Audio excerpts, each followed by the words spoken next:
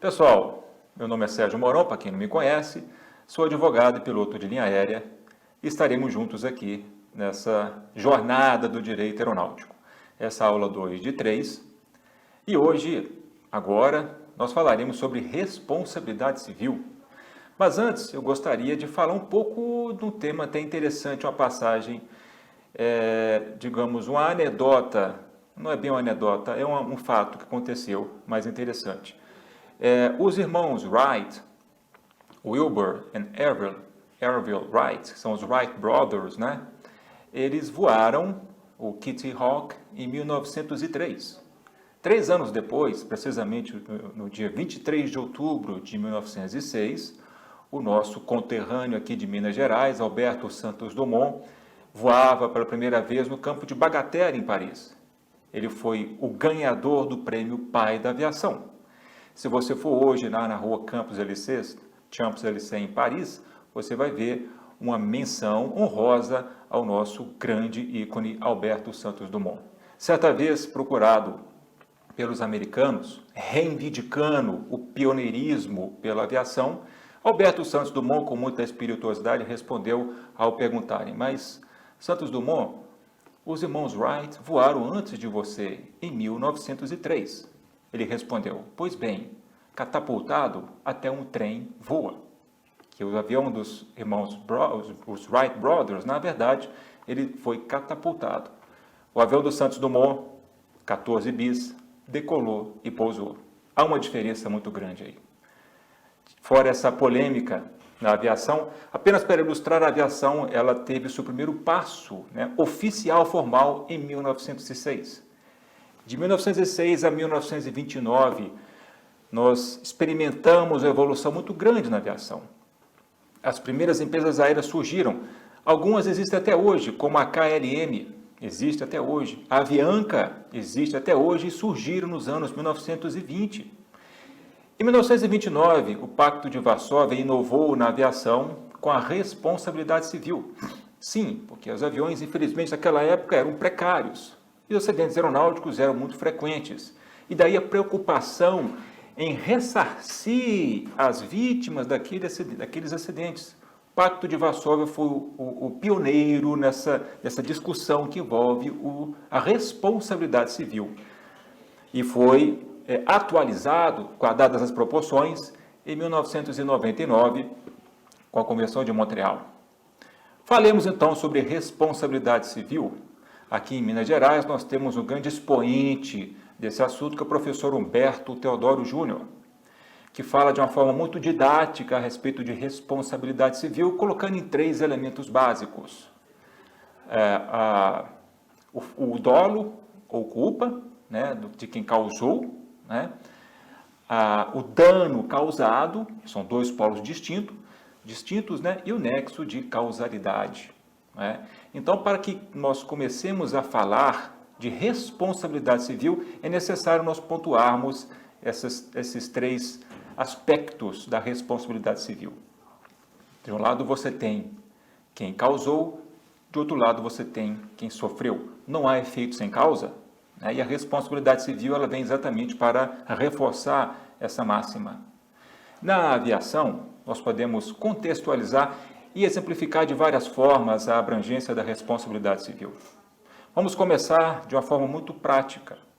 Você, ao chegar de um voo internacional, chegou, procurou por a sua bagagem, mas cadê a sua bagagem? Ela não chegou, ela está extraviada.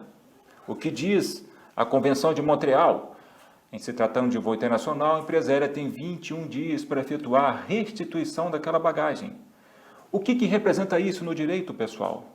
Responsabilidade civil. E se a sua bagagem não chegar, a empresa abre um processo de restituição, de ressarcimento dos valores. Então você tem exatamente esse exemplo que eu falei. De um lado você tem o dano que você sofreu enquanto passageiro, que ficou privado daquele bem, bagagem e os seus pertences que estavam ali dentro.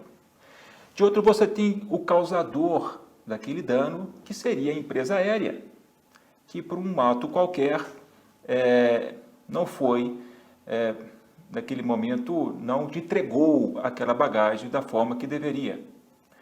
Após 21 dias, você passa a ter o direito a ser restituído do valor correspondente ao que você perdeu. Então, um exemplo clássico, prático e diário da responsabilidade civil na aviação, que vocês podem até perceber uma coisa. O direito aeronáutico, ele tem várias facetas, ou vários tentáculos. Um deles é exatamente o direito do consumidor.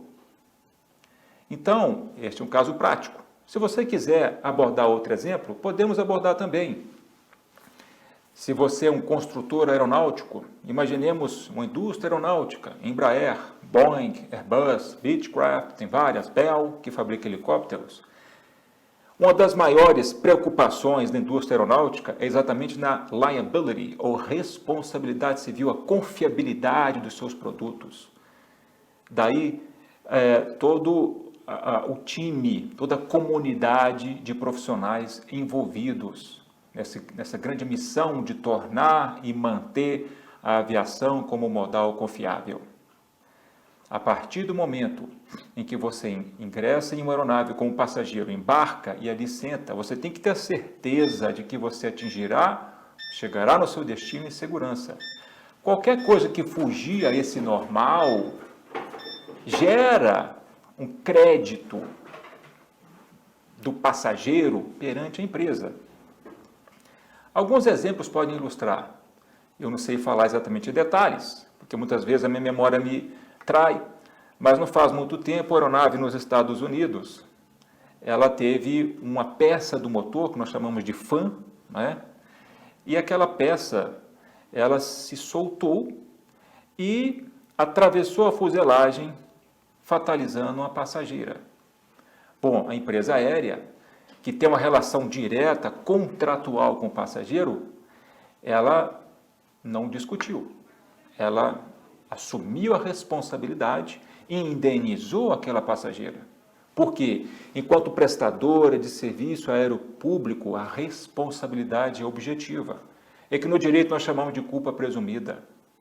Não há que se gastar tempo em provar a culpa, onde o direito já fala, você, enquanto prestador de serviço aéreo público, mediante concessão, você é um concessionário, você tem esse ônus, indenize o passageiro, porque o dano dele já está comprovado.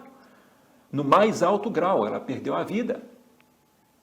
Então, ali você tem um exemplo clássico também de um dano muito grande e do causador, mesmo não tendo, entre aspas, no sentido popular, culpa ou dolo, né, por aquilo, ela não deu causa diretamente àquilo, porque afinal foi uma peça de um motor que se rompeu, mas ela, enquanto prestadora do serviço, ela tem de arcar com aquele ônus. Daí a relação direta entre ela, que se responsabiliza, e o passageiro, que sofreu o dano. Vamos aprofundar um pouco o nosso estudo. Essa empresa, então, ela indenizou aquele passageiro. Mas ela tem o direito também de procurar a causa, porque, afinal, se aquilo acontecer uma vez, pode acontecer outras. Aliás, essa é uma das grandes preocupações que mantém a aviação no seu patamar de segurança invejável. Porque a partir do momento em que isso ocorre, não apenas aquela empresa, mas também a fabricante daquela aeronave, nesse caso a Boeing, e a fabricante daquele motor são envolvidas nesse processo. Não necessariamente o processo judicial, mas no processo de se encontrar a causa daquilo. Portanto, a aviação, ela busca muito as causas. E isso, muitas vezes, significa investimentos de centenas de milhões de dólares, mas investimentos que se justificam, porque a partir do momento em que uma peça se desprende de um motor que está funcionando em várias aeronaves pelo mundo afora, nada impede que aquilo volte a acontecer. Portanto, a indústria aeronáutica ela tem um dever de casa muito grande, que é o de melhorar os seus projetos, aperfeiçoar os seus componentes de motor e, a partir dali, evitar que aqueles motores voltem a apresentar aquelas falhas. Porque a indústria aeronáutica também tem a sua parcela de responsabilidade civil, que é gigantesca. Então, essa empresa, ela pode buscar reparação perante ao causador, a origem, o embrião desse problema? Pode sim.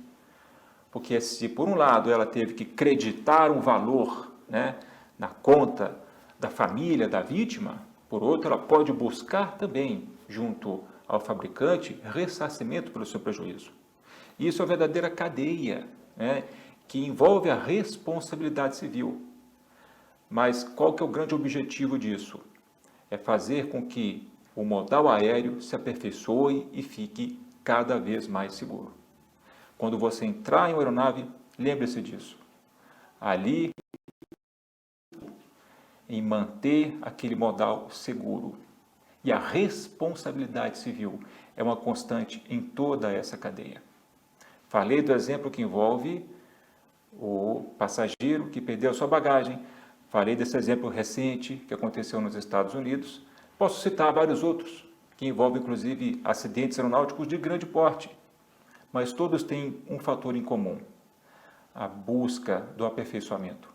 E o direito aeronáutico, ele anda par e passo com esse objetivo. Todo acidente é investigado. E essa investigação, ela redunda em aperfeiçoamentos. E esse aperfeiçoamento chega também no direito. Aqui no Brasil nós temos órgãos muito competentes que investigam acidentes aeronáuticos. Nós temos o oficial, inclusive, que é o Centro de Investigação e Prevenção de Acidentes Aeronáuticos, o CENIPA, que é um órgão respeitável que pertence ao Comando da Aeronáutica. E temos também, dentro desse órgão, os Serviços Regionais de Investigação e Prevenção de Acidentes Aeronáuticos, são chamados SERIPAs. O que se busca ali são os fatores contribuintes que levaram aquele acidente. E uma vez encontrando as causas, aquilo é levado às empresas, aos envolvidos naquilo, a comunidade aeronáutica. E aí nós temos os construtores aeronáuticos, que é chamada indústria aeronáutica, que é gigante, que envolve não apenas fabricante de aeronaves, célula, mas também de trens de pouso, sistemas hidráulicos, sistemas eletrônicos, todos se beneficiam com isso. E também o treinamento dos tripulantes das empresas aéreas e a comunidade como um todo. Esse é o benefício trazido pela investigação e que também repercute na responsabilidade civil, que faz com que as empresas tenham a noção daquela carga sobre os ombros e se aperfeiçoem os seus processos, suas técnicas, seus métodos, seus tripulantes, seus equipamentos. E isso faz com que a aviação seja o que é hoje, um modal de transporte muito seguro. Pessoal, essa foi a aula 2 de 3. Peço a todos que permaneçam até o final. Teremos um certificado e vocês vão participar também da comunidade gratuita de discussão do direito aeronáutico. Se vocês tiverem qualquer dificuldade de acessar o certificado, vocês podem mandar um direct @cedim.br.